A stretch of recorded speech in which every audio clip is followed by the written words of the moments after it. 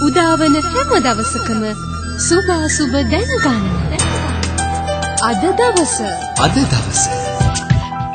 2014 October මාසේ දෙවෙනි බ්‍රහස්පතින්දා බ්‍රහස්පති තමයි දිනාධිපති සුරගුරු. නැගත පුවසලේ නැගත 21:51. ඊට පස්සේ ගෙවිලා උත්තරසර නැගත උදා වෙනවා. සූර්යෝදය කියන්න බැරි වුණානේ 5:58ට අද තියෙන්නේ. මරු ඉන්නේ දකුණට වෙලා. රාහු කාලේ තියෙන්නේ 1:28 ඉඳන් 2:58 දක්වා. වර්ණය රන්වන් පැහැය. මේෂ ලග්නය.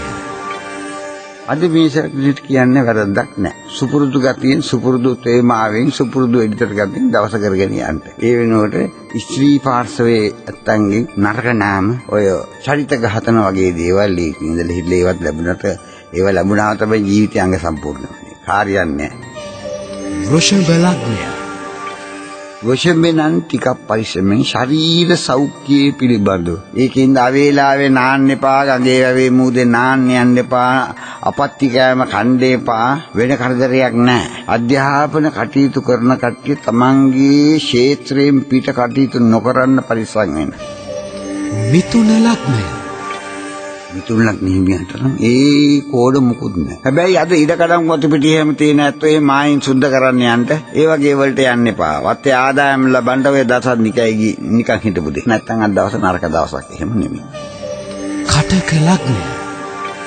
කටක ලග්නෙට මේ නරක වෙන්නේ කොහොමද? දැන් චන්ද්‍රයා නීචෙන් බම්මිදාසුනා බ්‍රහස්පති ග්‍රහය. අද බ්‍රහස්පතින්ද ලග්නෙ උච්ච වෙලා ඉන්න මරේ මල් 7යි. අවශ්‍ය ධෛර්යය විතරයි. එහෙම කටයුතු කරන්න නම්බර එකේ දවසක්. සිංහ ලග්නය.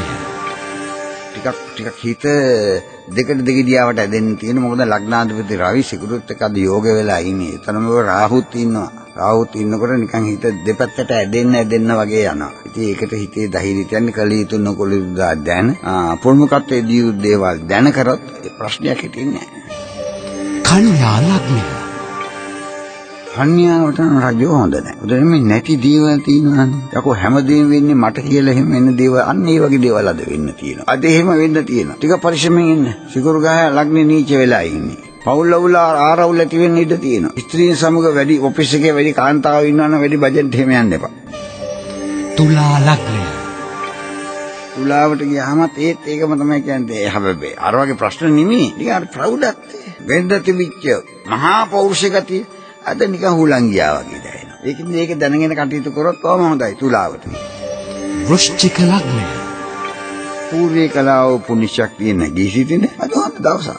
ලග්නාධිපති අංගහරු ග්‍රහ ලග්නට වෙලා ඉන්න. නරකයි කියලා හිතෙන්නේ නැතුව පෞරුෂ ධෛර්යයෙන් යන්න අද හොඳ දවසක්. කුච්චිකේට.